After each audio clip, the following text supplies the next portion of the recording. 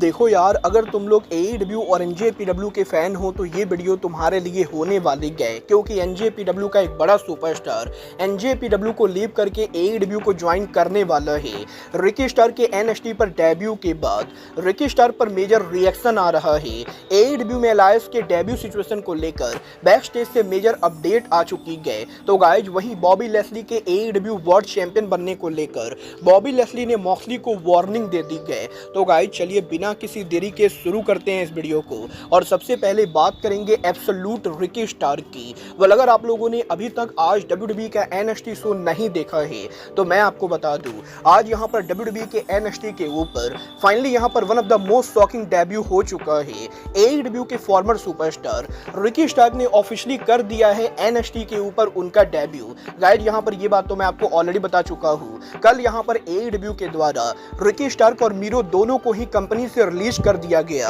और Ricky Stark और Miro के रिलीज होने के 24 घंटे के अंदर ही रिकी स्टार्क यहां पर AEW के बाहर NXT के ऊपर डेब्यू कर चुके गए। और आज यहां पर NXT के शो के मेन इवेंट के शुरू होने के पहले रिकी स्टार्क सडनली क्राउड के एरिया से हमें आते हुए दिखाई देते गए और इसके बाद रिकी स्टार्क प्रोमो कट करके ये कंफर्म करते गए कि वो यहां पर पूरी तरह से फ्री एजेंट है और अब यहां पर वो NXT के ऊपर रहने वाले गए। और रिकी स्टार्क की आज यहां पर NXT पर डेब्यू करने के बाद CM पंक, कोडी रोड्स और ब्रैंडी रोड्स जैसे AEW के फॉर्मर सुपरस्टार सोशल मीडिया के ऊपर रिकी स्टार के डेब्यू को लेकर पोस्ट कर रहे गए। और डेफिनेटली यहां पर कोडी और पंक जैसे रेसलर रिकी स्टार को WWE में देखकर काफी ज्यादा हैप्पी गए। वेल, देखना दिलचस्प होने वाला है कि रिकी स्टार के NXT पर डेब्यू करने के बाद अब NXT यहां पर रिकी स्टार को कैसे यूज करती गए। और गाइस, 2 दिन पहले रिकी स्टार के इंडी रेसलिंग पर डेफी रेसलिंग में वर्ल्ड चैंपियन बनने के बाद अब डेफी रेसलिंग के वर्ल्ड टाइटल का क्या होता है, क्योंकि गाइस मुझे तो नहीं लगता है कि WWE कंपनी रिकी स्टार को साइन करने के बाद डेफी रेसलिंग के ऊपर रिकी स्टार को काम करने देगी। और इस चीज के हाई चांसेस है कि WWE कंपनी पॉसिबली यहां पर रिकी स्टार से टाइटल ड्रॉप करवाएगी। वेल गाइस, देखना दिलचस्प होने वाला है कि रिकी स्टार के रिलीज होने के 24 घंटे के अंदर ही रिकी स्टार के NXT पर अपीयर होने के बाद अब मीरू और मलाकाई ब्लैक जैसे रेसलर WWE के ऊपर उनका रिटर्न कब तक करते गए। वेल, आप यहां पर रिकी स्टार के फ्यूचर के लिए एक्साइटेड हो या नहीं, आप लोग मुझे कमेंट करके बताएंगे। बट गाइस, चलिए फिलहाल आगे बढ़ते और बात करते हैं AEW के कोलिजन शो के व्यूअरशिप की। वेल, बात करें अगर यहां पर AEW के कोलिजन शो की तो गाइस ये बात तो आप सभी लोगों को याद होगी। 1 फरवरी को जब AEW का कोलिजन शो WWE के रॉयल रंबल के साथ हेड टू हेड गया था तो रॉयल रंबल की वजह से कोलिजन को one of the lowest viewership मिली, जहां पर AEW के उस कोलिजन को करीबन यहां पर 1,97,000 लोगों ने देखा, जो कोलिजन की लो व्यूअरशिप थी। बड़ी सप्ती जब AEW का कोलिजन शो हुआ तो 8 फरवरी को AEW के कोलिजन शो को करीबन यहां पर 3,87,000 व्यूअरशिप मिली गए, जो लास्ट वीक के लगभग यहां पर 2 गुना के बराबर है। और ओवरऑल व्यूअरशिप के मामले में AEW के इस बार का कोलिजन शो काफी ज्यादा बढ़िया रहा है और 3,87,000 व्यूअरशिप के साथ AEW के इस हफ्ते कोलिजन शो को हिट माना जाएगा। वेल, देखना दिलचस्प होगा कि AEW के अपकमिंग कोलिजन शो AEW के ग्रैंड स्लैम की व्यूअरशिप कैसी होती है। बट गाइस, चलिए फिलहाल आगे बढ़ते और बात करते हैं AEW के another upcoming pay per view AEW dynasty की। गाइस, यहाँ पर ये बात तो हम सभी लोगों को मालूम है, AEW के मार्च मंथ में रिवोल्यूशन पेपर व्यू के बाद AEW कंपनी अप्रैल के अंदर उनका डायनेस्टी पेपर व्यू करने वाले गए। और अब यहाँ पर डायनेस्टी पेपर व्यू को लेकर AEW के लेटेस्ट टिकट सेल नंबर सामने आ रहे गए। गाइस, यहाँ पर करंटली AEW के लीगा सोरस सेंटर में 6 अप्रैल को डायनेस्टी पेपर व्यू के लिए ओवरऑल कैपेसिटी करीबन 4523 के बराबर है, जहां पर 4523 टिकट में से AEW कंपनी ने करीबन 3556 टिकट सोल्ड आउट कर दिए हैं। बट अब भी यहां पर AEW के डायनेस्टी पेपर व्यू के ऊपर कंपनी को करीबन 1000 टिकट सोल्ड आउट करना बाकी गए,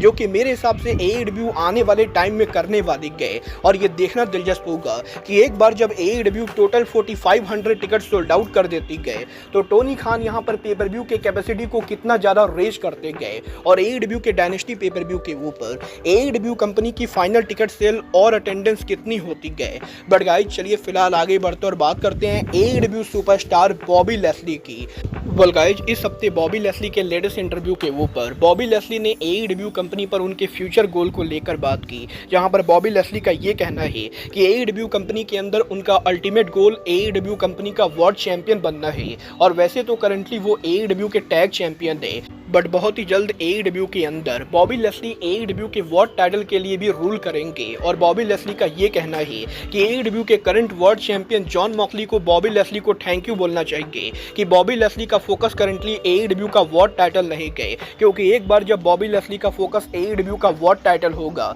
तो जॉन मॉक्सली ज़्यादा दिन के लिए वर्ल्ड चैंपियन नहीं रहने वाले गए। और बॉबी लेस्ली डायरेक्टली यहाँ पर मॉक्सली को वार्निंग देकर ये बोलते गए कि जब तक यहाँ पर जॉन मॉक्सली के सामने बॉबी लेस्ली नहीं आ रहे गए तभी तक मॉक्सली यहाँ पर AEW के वर्ल्ड टाइटल को लेकर घूम रहे गए। बट जिस दिन जॉन मॉक्सली का सामना बॉबी लेस्ली से हुआ उस दिन बॉबी लेस्ली वर्ल्ड टाइटल को लेने वाले गए और बहुत जल्द AEW के अंदर बॉबी लेस्ली के हाथ में AEW का वर्ल्ड टाइटल होगा। मतलब ये तो देखना दिलचस्प होगा कि टोनी खान AEW के अंदर लेस्ली को वर्ल्ड टाइटल फ्यूड के अंदर कब और कैसे बुक करते गए। बट गाइस जहां तक बात रही बुक करने की तो गाइस यहीं अब AEW के अंदर एलायंस के बुक होने को लेकर इस हफ्ते इंटरेस्टिंग रिपोर्ट सामने आ रही है। गाइस यहाँ पर ये बात तो मैं 2 दिन पहले आपको ऑलरेडी बता चुका हूँ कि रिसेंटली यहाँ पर सोशल मीडिया के ऊपर एलायंस के ROH सुपरस्टार राइटियस के साथ वीडियो पोस्ट करने के बाद रेसलिंग ऑब्जर्वर के द्वारा ये रिपोर्ट सामने आई थी कि AEW और ROH कंपनी ने एलायंस को साइन कर लिया है और टोनी खान एलायंस को साइन करने के बाद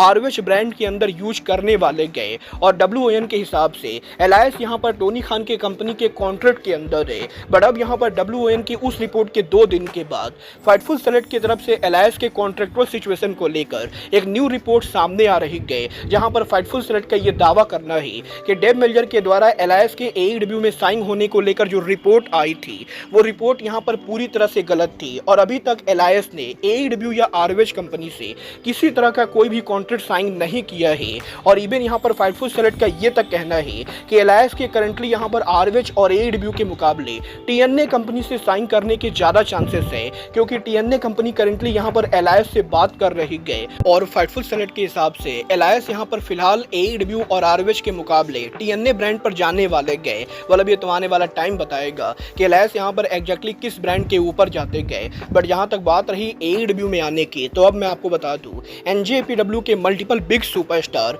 विल ऑस्प्रे, काजुचिका ओकाडा जैसे रेसलर्स के लास्ट ईयर AEW को ज्वाइन करने के बाद अब 2025 में NJPW का एक बड़ा सुपरस्टार पॉसिबली AEW कंपनी के ऊपर आ रहा है और ये नाम और कोई नहीं बल्कि विल ऑस्प्रे के फॉर्मर फैक्शन यूनाइटेड एम्पायर के मेंबर जेफ कॉब है। वेल गाइस इस चीज को लेकर रिपोर्ट आ रही है कि जेफ कॉब फाइनली यहां पर NJPW कंपनी को लीव कर रहे गए और जेफ कॉब के NJPW को लीव करने के बाद वो यहां पर AEW कंपनी के ऊपर आने वाले गए, क्योंकि जेफ कॉब इससे पहले भी AEW के ऊपर 2019 के अंदर अपीयर हो चुके गए और अब यहां पर AEW कंपनी फाइनली यहां पर जेफ कॉब को पॉसिबली कॉन्ट्रैक्ट के अंदर साइन करेगी और जेफ कॉब बहुत ही जल्द NJPW को लीव करके फुल टाइम AEW कंपनी को ज्वाइन कर सकते गए। बोले मुझे पर्सनली नहीं लगता है कि जेफ कॉब को AEW ज्वाइन करना चाहिए, बट गाइस देखना दिलचस्प होगा कि सच में यहां पर कॉब NJPW को लीव करके अगर AEW के ऊपर आते गए तो टोनी खान की कंपनी कॉब जैसे रेसलर को कैसे बुक करती गए।